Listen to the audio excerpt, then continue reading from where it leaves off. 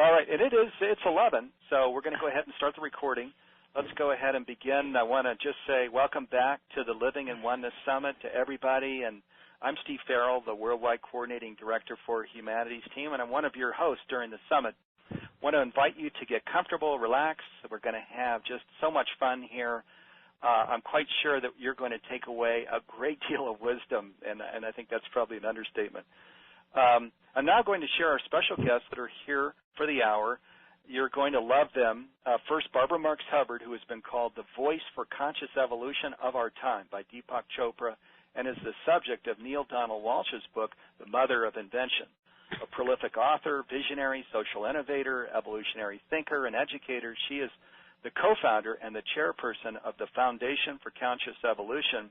I also want to mention that within Humanities Team, we recognized Barbara last year as our spiritual leader this was for 2013.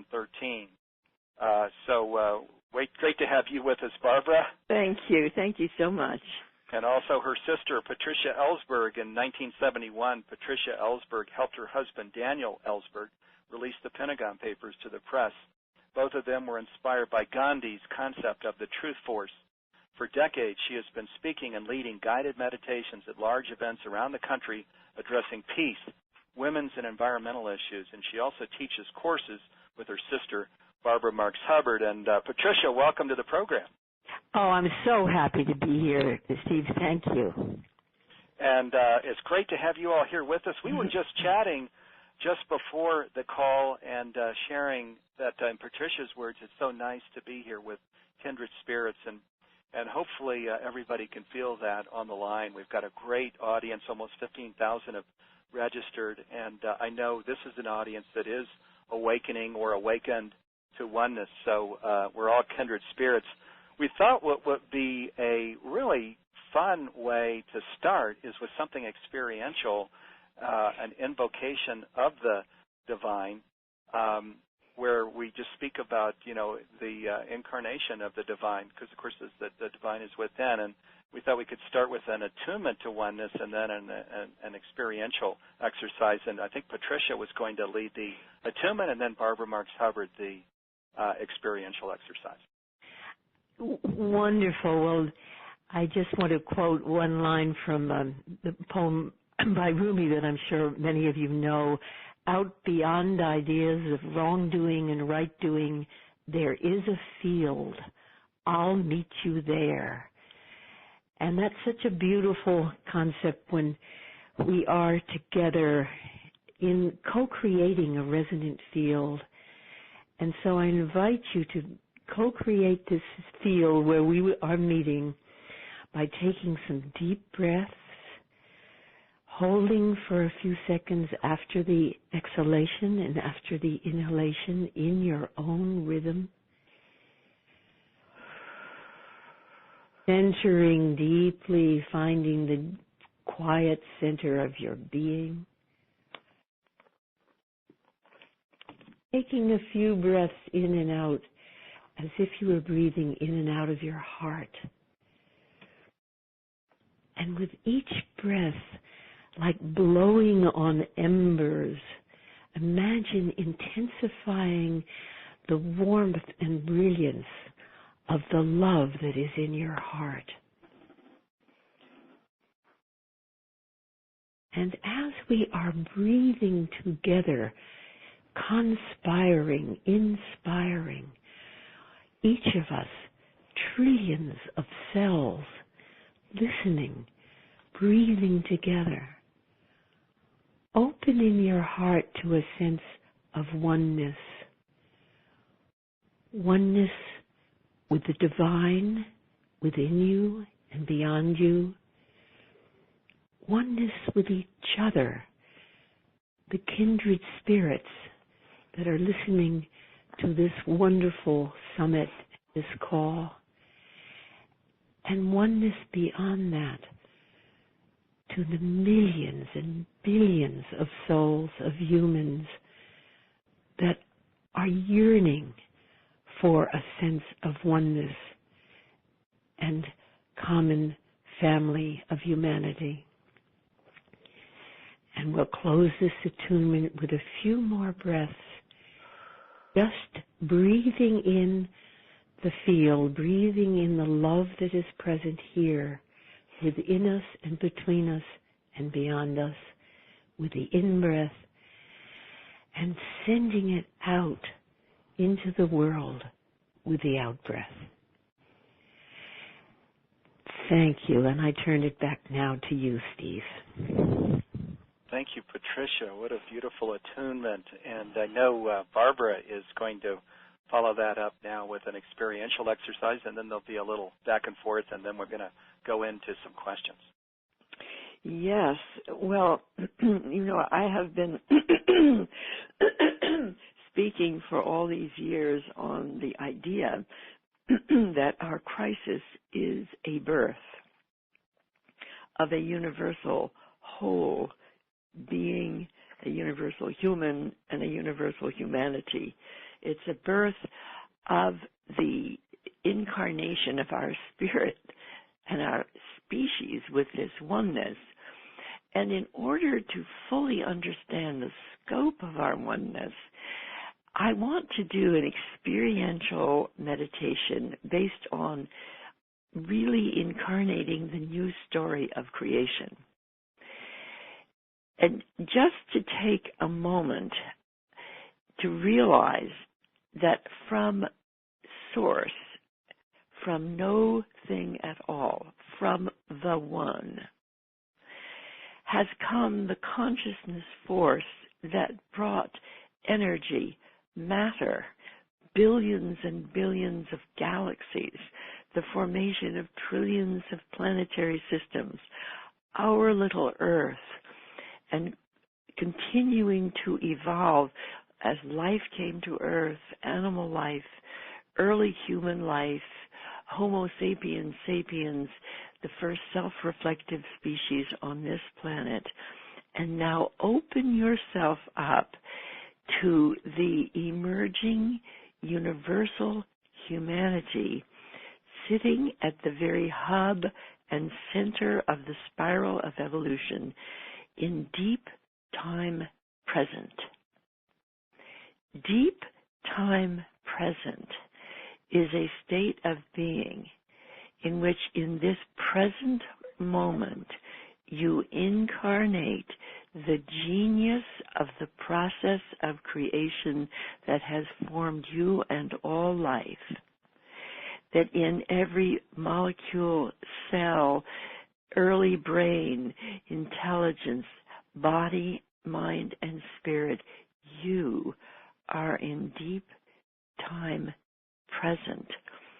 And as you awaken to yourself as one with the whole process of creation, you recognize that the genius of evolution is in you.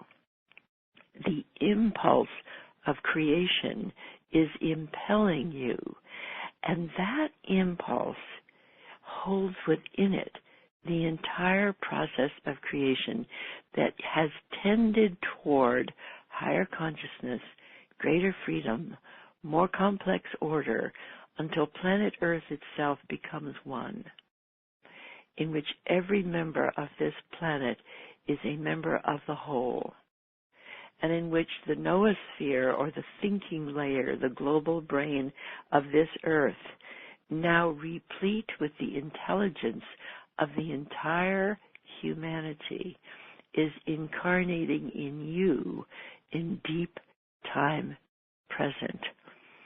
So I'd like us to become present in this summit as incarnations of the story of creation, awakening to our own essential self as our unique contribution to the evolution of ourselves, our planet, our species, and eventually the universe itself. Thank you. Oh, beautiful. Oh, Patricia and Barbara, that was so lovely. Awakening to ourselves as our own unique contribution to the unfolding that we're now, that is happening right now. And what a beautiful way to end that attunement and meditation. And thank you so much. That was really extraordinary. I know I can feel the energy of that. I know all of our listeners can too. We've got a lot to talk about here during the hour. We've got about 50 minutes left, and we're going to, of course, get to this course that you're now teaching called The Sacred Journey of the Conscious Evolutionary. But before we get to that, I thought we could just start out by asking a few questions going through, you all are sisters that grew up in a privileged family, and yet look how you've dedicated your lives to teaching about oneness and social issues and personal development. And so I just thought I'd ask you if you could share maybe key moments when you became transformed yourself, and then when you became dedicated to the public service that you're both so extensively involved in. Well, I think for me, I'm the oldest sister, and Patricia is the youngest sister out of 4. Excuse me.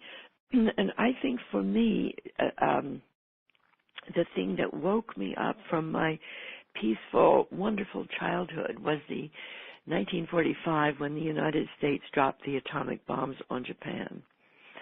And out of the pleasant, loving childhood came the shock that if we were in a state of self-centered consciousness, like I could see we were in, fighting each other with the power of gods, we would destroy each other. We would destroy life on Earth. So my awakening, I was 15 years old, was the question, what is the meaning of this new power, science, technology, industry, all of that, that's good? Where is the human race going with this power? So for the last, I'm 84 now, well, it seems to be hundreds of years almost, I have been on the quest for where this power is leading us, and now I can see that it's leading us to the oneness of our planet as one living whole, with the intelligence of the whole system connected as what I would be calling a universal humanity, a humanity born into the universe of infinite dimensions and potentials both on the inner plane and beyond us. So my question, what is the meaning of our new power that's good, has led to the awareness of our birth as a co-creative universal humanity representing the oneness of the process of creation. Oh, beautiful. And I'm taken back to your childhood as you share that, Barbara. And Patricia, can you share?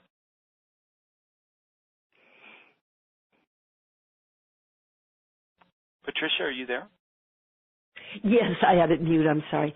I think for me, one of the key formative events was I'm 8 years younger than Barbara. That our mother died at the age of 33 herself of breast cancer before all the medicine was able to prolong so many lives that are afflicted with that. And so I was on the eve of my 6th birthday, she passed away. And she was very, very loving. And then there was this depression that, overwhelmed the family and my father who adored her. And so that activated a lifelong quest to experience and become the unconditional love that was taken away. So my whole life really has been an exploration of finding and accessing that unconditional love, which also feels like the divine within. And that's why I'm so happy to be teaching with Barbara a part of this course, The Sacred Journey of the Conscious Evolutionary, which is emergence, which is incarnating the beloved, incarnating that field, living in it that I started the call with, and learning how not just to incarnate it, but to live it and express it. And that's probably the central purpose of my life. And when you experience that, you feel our oneness. I mean, there's just no question. It's not an idea or a concept. It's an experience. And then, of course, one is motivated to do what one can to make the world a more loving and harmonious and peaceful and creative place. So that was probably the key event that set the blessing from that terrible loss, was really living a spiritual path and finding how to have a loving presence within me and be that in the world. Gosh, isn't it interesting how it always seems that so often something horrible like this, your mother dying at an early age of breast cancer, but then that revealing itself as the divine, with this unconditional love that you felt in this extraordinary way, and then turning that all around and devoting your life to this work to where you're now touching tens of thousands, probably hundreds of thousands of people with unconditional love, which is oneness. So it's interesting to think that for Patricia it was the death of our mother, and for me it was the death of our civilization. But they were related, right? From the very intimate and deep personal and the social power that we now have, and both of us now joining together, has been a really great blessing for us. And for the world. And we're going to spend time with this course here, just to all of our listeners, this sacred journey of the conscious evolutionary. I want to just go through a few more personal things first, and then we're going to go straight into a discussion of that course. Patricia, I remember when you and your husband, Daniel Ellsberg, released the Pentagon Papers to the press, and just the extraordinary impact that had in the world, and even is felt to this day probably by how we manage defense. Can you talk a little bit about that, because I know you were inspired to do that?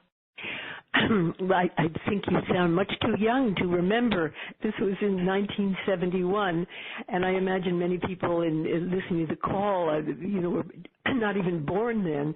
But it was a pretty huge, historic event in our first year of marriage. I'd found Mr. Right at the age of 32, and yet the war in Vietnam was going on, and my husband had access to a top secret study that was really showing we'd been lied into that war. And he'd been in Vietnam, and he was one of the brilliant, the brightest, the best and the brightest working in the Defense Department in the Pentagon. And it became clear that this secret study really undermined the justification for what we were doing in Vietnam. And so in the first year of our marriage, Dan turned to me and he said, he'd copied the papers, and he said, I think I should put this out. What do you think? And I read it and saw that it could really make a difference in public opinion. But the price of saying yes was that he could well go to prison for the rest of his life. And he was, in fact, indicted for 115 years, and the trial was dismissed because of governmental misconduct.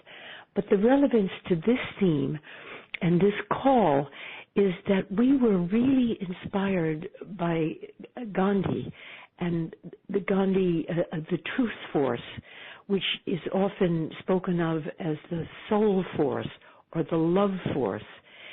And Gandhi's truth was very much grounded in the recognition that we are one. And therefore nonviolence came out of that. If you're violent, you're hurting the one, which is also you. And I'll just close, because we have so much else to talk about, is what we were underground so we could put out more of the papers. 17 newspapers picked up the top secret documents and did an act of civil disobedience. The White House had enjoined the press, and we were underground. It was the largest manhunt since the Lindbergh kidnapping for us, the Gandhians, nonviolent people. And we came up from underground to go to the court, and we thought Dan might be arrested and put, in handcuffs, but we were standing there. There was a huge crowd around, even press and flashbulbs, and what gives you the right to decide what's secret and isn't. And we stood in the center of this chaos, and I could feel the power of the truth force. We were standing in the truth, and it was like an electrical current going through both of us, and a sense of such power and love in the midst of this, basic insanity surrounding us. That is the power of the sense of our oneness. It's how India got independence, and it's how we will transform this world into its beauty and its potential as heaven on earth. Oh my God. Yeah, so you're so right. And having that courage to step out when you were looking at the possibility of your husband being in prison for the rest of his life. Whoa, how many people would do that? But this is, you really obviously felt that call and knew this was yours to do. But what an amazing, courageous thing, Patricia. One other very short thought, Steve, is that we had no idea what effect it would have, but because it was this powerful truth, it so happened that the Nixon administration way overreacted and did all sorts of illegal things and even tried to silence my husband physically, but it didn't happen. And that is what helped Watergate and the impeachment of Nixon so that he resigned, and that helped end the war. So I think what I want to convey is you never know what these acts of standing in loving truth can, the effect it can have. It was totally beyond our imagination. Yeah, I remember that whole unfolding, which, as you say, it preceded Watergate and probably was one of the dominoes that caused everything to happen the way it happened. So I just want to say, because this summit is about really living in the fullness of the divine, and of course part of what that means is following those calls that come when you want to, in this case, hang up the phone, because the call that comes is one you maybe don't want to take.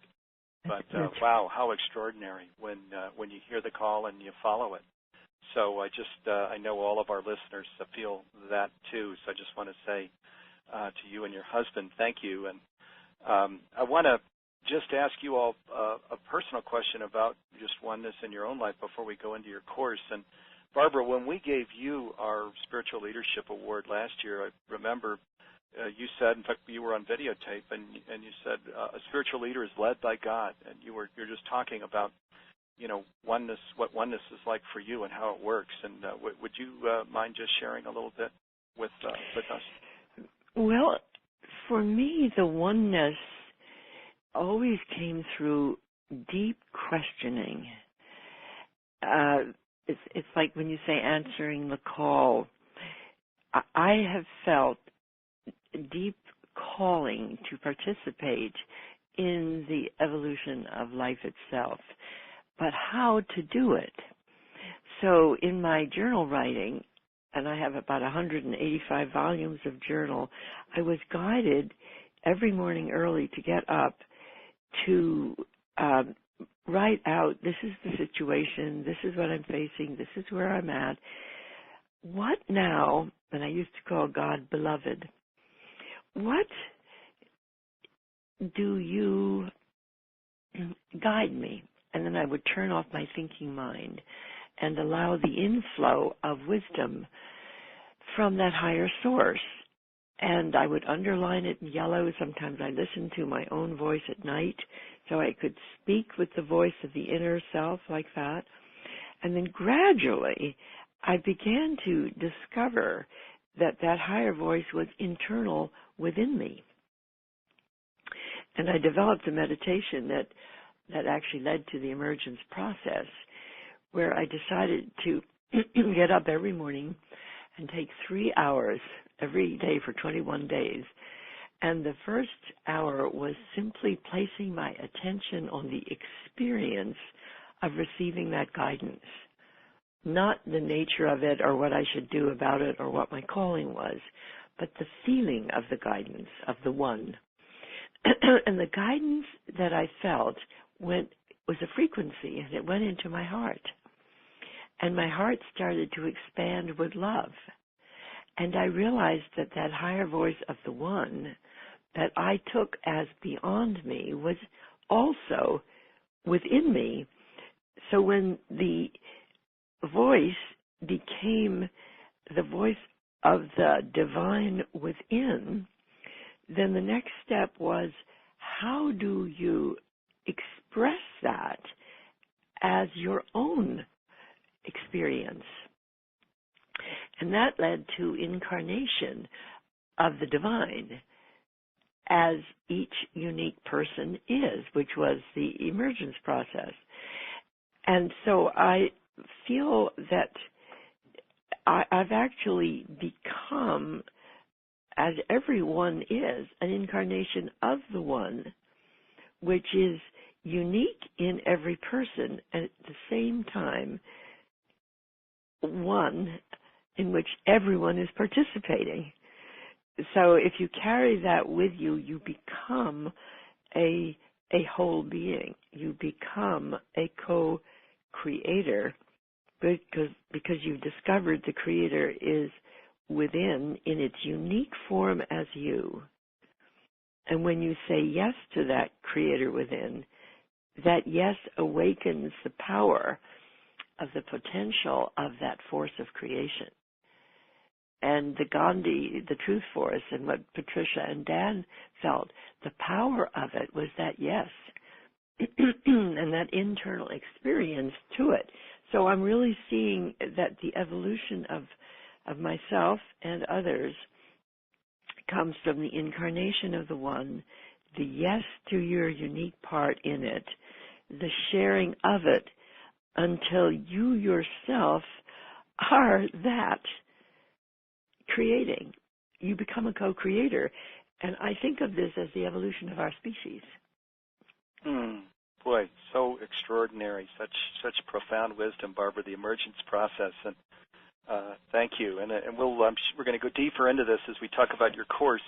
But Patricia, could you share for you how does your process work for just really living in connection with the divine? Well, it's interesting. Barbara once jokingly said that she's the messianic one with the message, and I'm the oceanic one.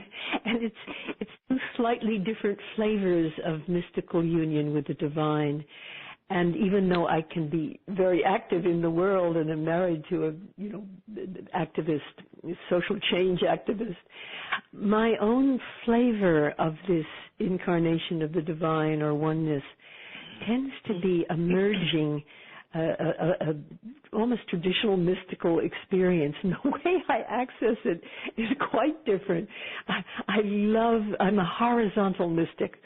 So I wake up early in the morning, but instead of getting up and writing in my journal and getting guidance, I put a hand on my heart and a hand on my belly, and I breathe in love, in and out through my heart.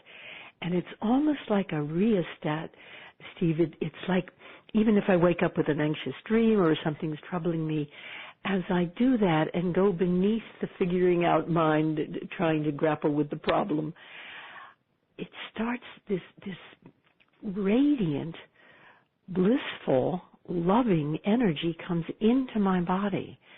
And I can feel it like a quickening or an increasing of a higher vibration. And it's so beautiful. I can feel it sometimes snuggling with my husband, who is not, not spiritual, quote unquote, in the way that I am, but he's deeply spiritual. And he'll say, "This is heaven. This is ordinary heaven."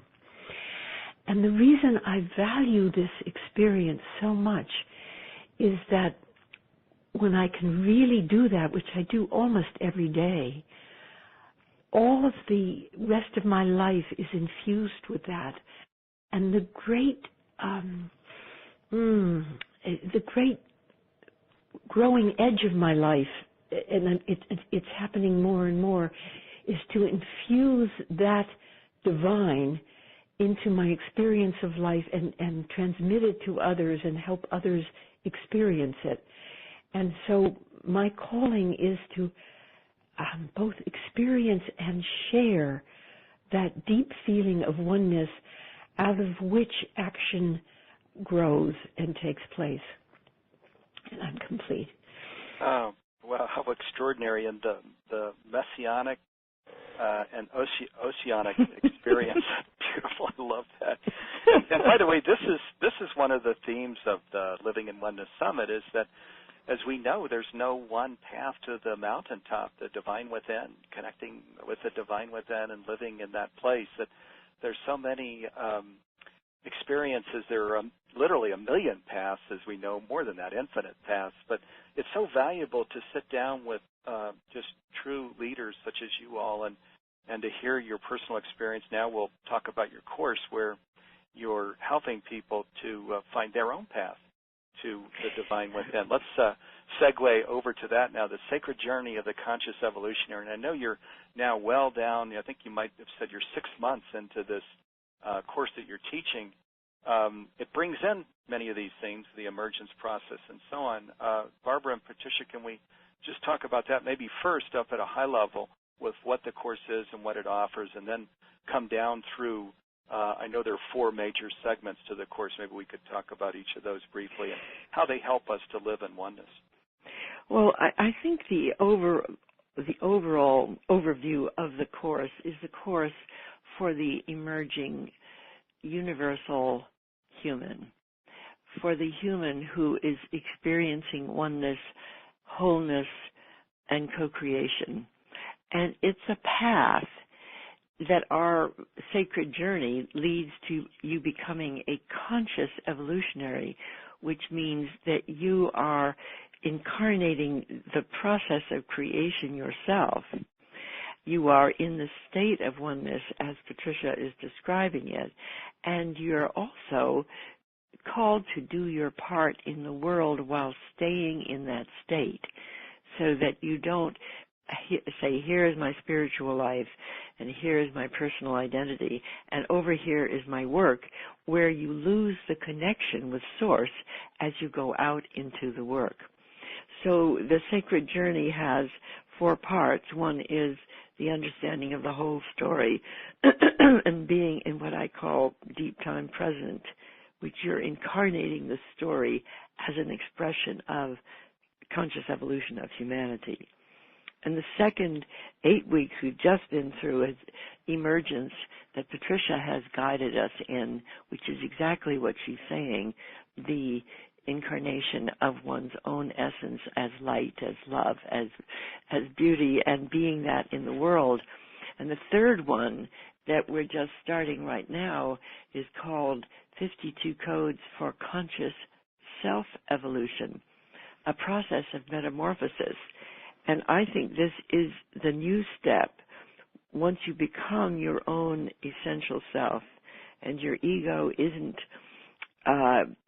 separating you out and giving you pain and sorrow and feelings of lack of worth, once you have become whole in that sense, you're ready to bring in the highest frequency of your being. And we sometimes call this a universal self, a light body self, a divine self that is non-local but still has presence for you. And the whole of the 52 codes, which will be this current 8 weeks, is how to place your attention on your own essence that Patricia is speaking of in emergence, and evoke that higher frequency to join with your essence, so that the essence and the universal aspect of you become one. And with that, I use the metaphor of being an imaginal cell in the body of the caterpillar, building the butterfly to the metamorphosis when suddenly you're the wet-winged butterfly. And metamorphosis is shifting from getting ready and preparing to taking a jump to being the incarnation of that with others in a new form that you haven't fully known before. Because if you look back at the new story of evolution, you see nature is constantly creating new form for higher consciousness, for greater freedom. So metamorphosis is a call to full level substantiation, incarnation, embodiment as a whole being.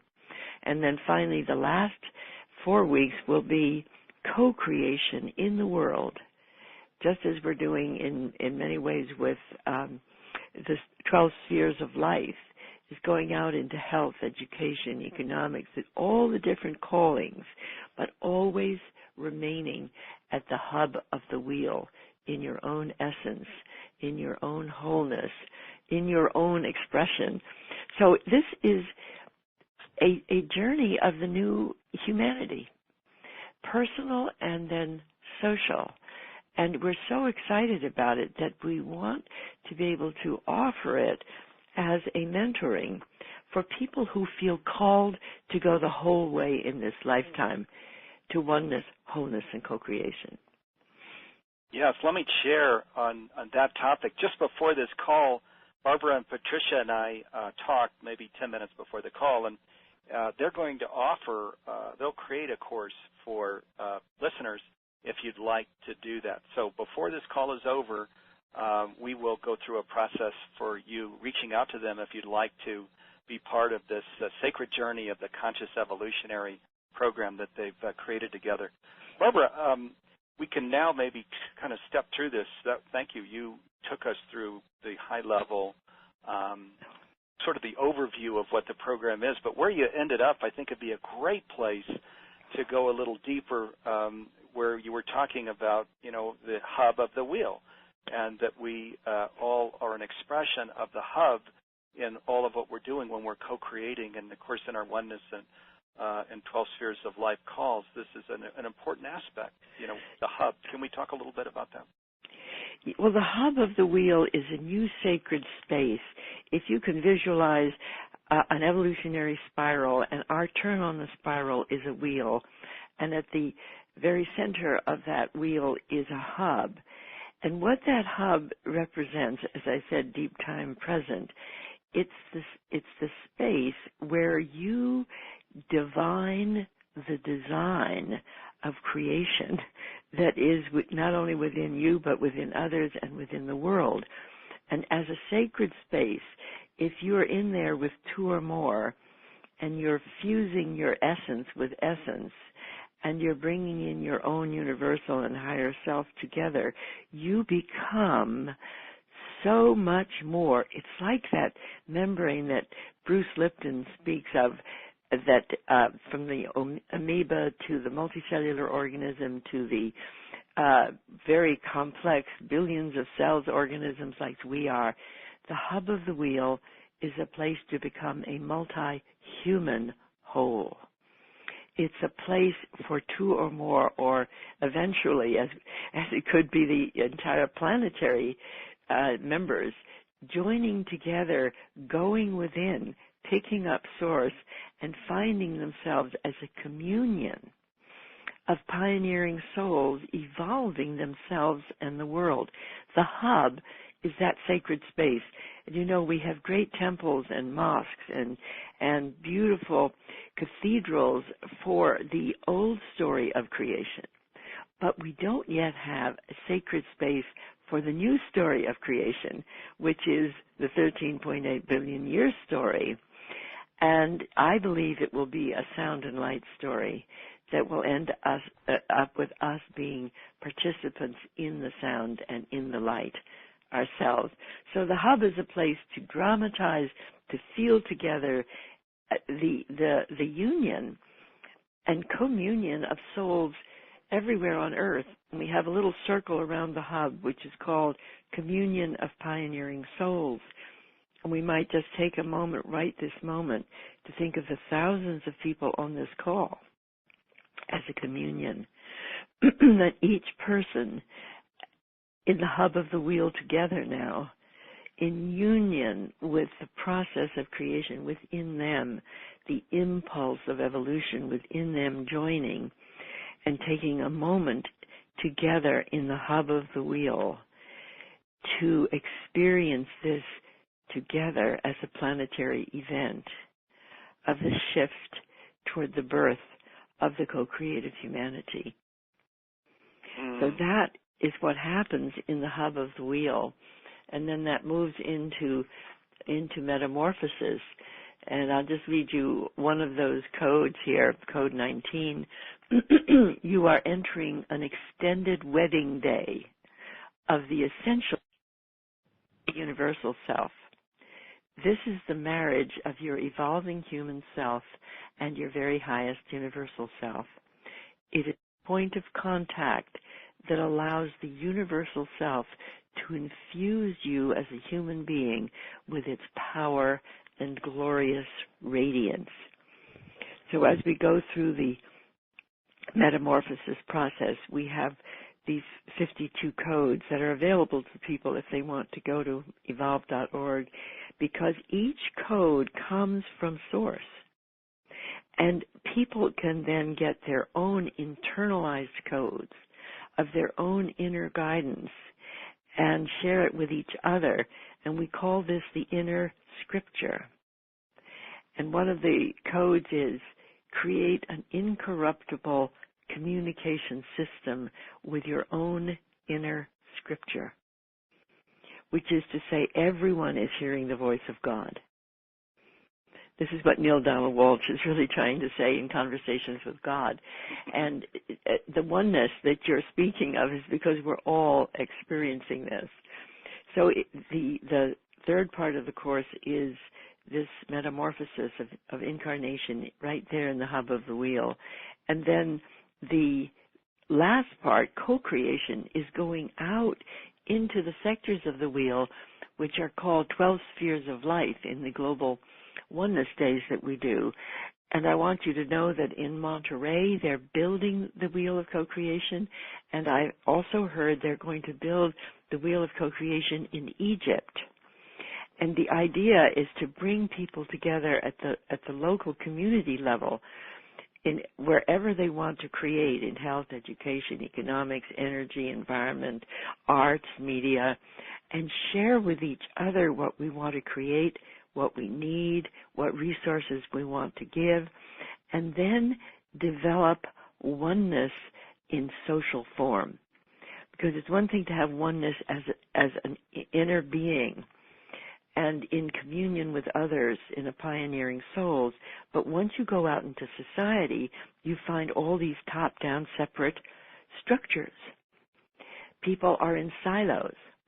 So the co-creation part of this is how to create social oneness through connecting the parts in the wheel and the 12 spheres of life from the hub, from spirit, all the way on out, sharing needs and resources until we can create social synergy, synergistic society of connectivity and co-creativity that I think will be the glory of this whole effort at oneness that we're all involved with.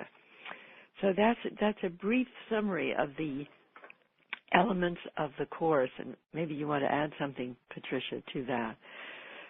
Yeah, let me just jump in real quick before Patricia comes in, because I know she can bring depth to this. You mentioned, Barbara, that emergence, for example, was one of the areas where she really goes deep, and maybe we can talk about. But I wanted to say some of the things, I always have to pull myself down from the ceiling, Barbara, when I listen to you, because fusing essence with essence, inner scripture, these are, you just kind of whip these things out that I haven't heard before, and except from you. And to me, they're just such, divine inspirations. I know you're just channeling. You're just kind of bringing that straight through. Well, that comes from all this writing. I want to read code 52 is, victory is assured to all those whose consciousness is shifting.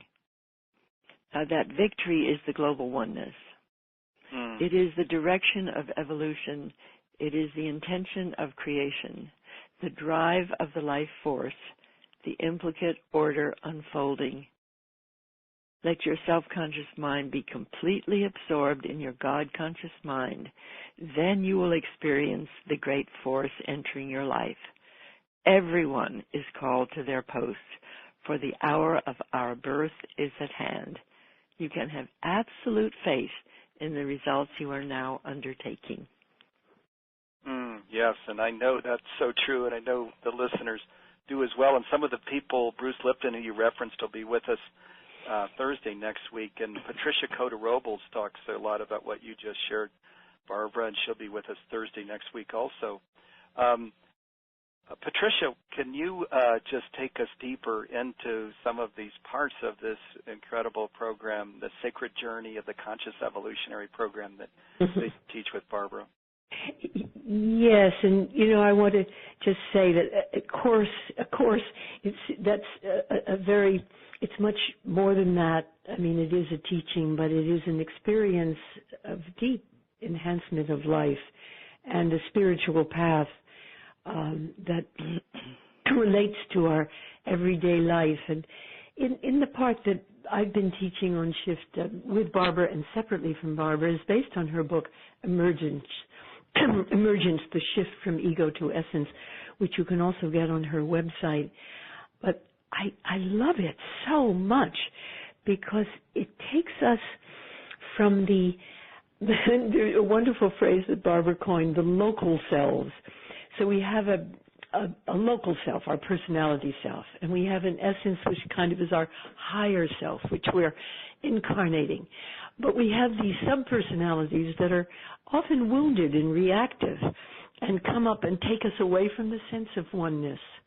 And so the way to deal with what we call the local selves or those dysfunctional parts of the ego, which we all have. I mean, it's no shame. We're kind of ashamed of them, but everyone has them, is to, instead of trying to solve their problems, to turn attention onto the feeling of oneness or the beloved within, which we also all have, and send that love to the wounded parts of ourselves. And so we follow a process that was actually written about and shared by A.H. Almaas in his book Essence and other teachings of his. We call it the Almaas process. But it's in getting in dialogue with those wounded parts that keep us from the sense of oneness when we get off the pillow or I get up out of bed and sending love to them. And then miraculously, when you spend time listening to their concerns, listening to what they really want, almost inevitably the motivation is good. They're trying to protect us. They're trying to keep us from feeling less than or 1,000 other feelings of separateness. And once they get into the field of love, they start expressing that and they become allies. So a lot of the course or the emergence process is about doing that, or in maturing the internalized voices of our parents or authority figures that so often can be critical. I lead a workshop on finding mother love within because that's one of the major themes of my life. And in that, people share the internalized voices of their mother or father and the degree to which they become critical, whether they were in real life or their biological parents were that way. Sometimes they were, sometimes they weren't. But we tend to internalize those critical voices, and it really inhibits our sense of oneness. So in this particular part of the course, Sacred Journey, really is a sacred journey more than a course, we learn to mature and evolve those internalized voices so they become like the beloved. And I think to sum it up, if I'm really thinking there, we live often in two worlds that feel separate. There's the relative, the conditioned, the ego. We are separate. If somebody is run over by a truck next to me, I'm not run over by that truck. There is that distinction. And the ego serves an enormously positive purpose to keep us alive and keep us well. And then there's this absolute union. And what this journey is about is fusing those, like an in-breath and an out-breath, or living as essence in action. And that's the beauty of it, is that it's a both and, rather than a getting rid of the ego or only living in the mystical oneness, but that everything becomes sacred because we have placed our attention and intention on not only experiencing our oneness, but recognizing that is our true nature. And the more we invoke that through the power of our imagination and our devotion, the more we become it in action in everyday life. I think I'm complete for now. Yeah, beautiful. I love that this really steers quite a journey, doesn't it? From we're talking about sending love to the wounded parts of ourselves. There's often a lot of work that we need to do on a personal level just to come into a place of openness and connection with the divine, just the like you say, the wounded parts of ourselves that maybe go back all the way to childhood or before. And you know, and Steve, as you're talking, just a brief, is I think as we become a collective embodiment of this, we can do it personally, which the Emergence Course is, but as we move to metamorphosis and co-creation, that's what we do as we strengthen each other in the field. We begin to bring love to the wounded parts of our society and create something new. I've lived my life a lot as a partner with my magnificent husband. We're still married 43 years later and very much in love. And his has been a life of protest, and it's so noble. And by my own nature, I'm more drawn to, well, the root of the word protest is testimonial of what you're for.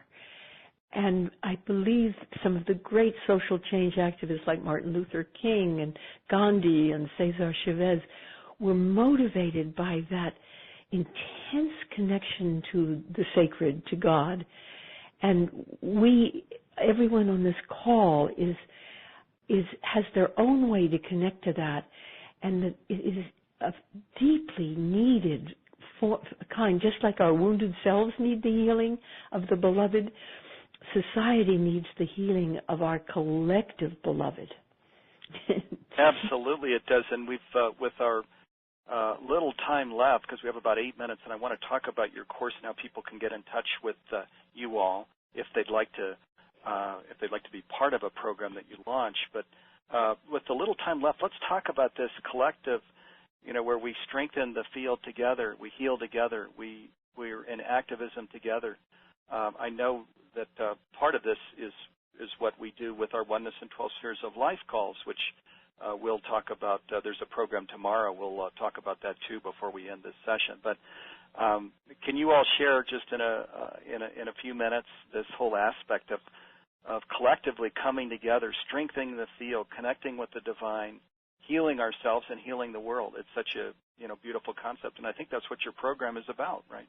It is, and one thing I would like to just remind us of when we did Birth 2012 in the, remember December 21st, 22nd, 2012, it was a real strong global impulse to declare that there is the ending of one phase of life and the beginning of a new phase. And the Birth 2012 was to both celebrate what was ending and what was beginning. And we began to see that on the social scale, you could say that now that we've been born, let's say, in December 21st, 22nd, 2012, then we had year 1, 2013. Year 2 is going to be 2014, December 22nd. And we thought we would like to measure the progress of the baby, thinking of this oneness culture as a baby, because it's very young on a planetary scale, and there's something tender about thinking of ourselves as mothering and fathering this birth of ourselves and our culture simultaneously, while holding a vision of what that might be as it is being fulfilled. that's where I come up with the idea that we're giving birth to a universal species, because we don't want to forget that we're in a universe of billions of other planets. So our oneness going to be increasing. Might have to have a universal show there, Steve. Absolutely, and everything I read, I'm sure you read the same things. The Hathors, the Heaven's Letters, Peggy Black, Patricia Ellsberg, your material, everything is talking about this, just like you say, a birth that in some ways was victorious back in 2012. It's now beyond the birth process, and we're evolving into these crystalline bodies, into this universal oneness, into this generation one. And I just returned from Europe, and it's something for us not to forget that when people declare things together, however many people participated in 2012, that declaration has affected life. Because everybody I met has been saying to me, in Europe, this was in Switzerland, since the birth we did this, this, and this. And I just think that it's important for us to see when we make these large-scale declarations, as we're doing right now on this particular program, Living in Oneness Summit, we're actually affecting the reality that we are speaking of by doing this. Yes, we are. That's beautiful, Barbara, that the birth or the growth process is being evolved even as we speak during the summit, as we're making these declarations. And beautiful, and it adds another dimension to the summit, that there's more than learning going on and awakening to how we can really fully live as one with the divine. We're actually evolving the whole species. Yeah, we are. During this process. We are, because, if you look back, there was Homo erectus, Homo Neanderthal, Homo sapiens, Homo sapiens sapiens. So I don't think we need to say any one species will be it forever, because they aren't.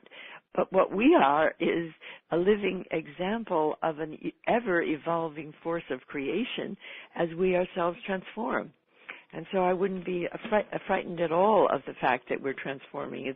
It's the way nature has worked to bring all of this into life. Yes. Well, beautiful. Well, I shared at the top of the hour that, this time was going to go too fast, and here we are. We're down just to a couple of minutes. So, but what it's just inspiring call with so much wisdom and love. It's beautiful. The two energies that you as sisters bring to this call, Messianic and Oceanic. It's beautiful, and I can see why your course is so powerful, because they are two distinctly different energies, two distinctly different, wisdoms, and also forms of love. I find them both just really, really beautiful and really incredibly valuable. And I suspect I speak for all the listeners when I say this. Let's just share about this course, the Sacred Journey of the Conscious Evolutionary, this program that involves discovery, emergence, metamorphosis, and co-creation. Barbara and Patricia did share they'd be happy to create a program for our listeners. If you'd like to do that, you can go to evolve.org. That's Barbara's site, evolve.org. Right. And just click on the new news, and you will be registered as someone who's interested, and we will let you know, because Patricia and I realize that this is not just a course, it's a way of life, and that we might be able to develop it in a mentoring manner for people who feel deeply called to participate and become co-creators of it together. Okay, and I want to thank so much you, Barbara, and you, Patricia, for being here with us and just being so generous with all of the things that you shared, your heart energy. It was so beautiful, and there's just a lot of wisdom here. And people that miss this call, I hope they do get a chance to listen in. It's available for free for 48 hours. I also want to thank my colleagues that are managing this call in the background and helped to plan the summit, Dee Meyer, Annette Kennedy, and many, many others. And then last and definitely not least, to all of you, the listeners, thank you so much for prioritizing this time and being here. And I hope during this hour you've found some valuable spiritual tools for living in oneness in all of the parts of your life. I want to mention tomorrow's program is going to be really incredible. At 8:30 Pacific, which is 9:30 Mountain Time tomorrow, Bill Urey, who wrote this book, Getting to Yes, he's a co-founder of the Harvard Negotiation Project and also the founder of the Abraham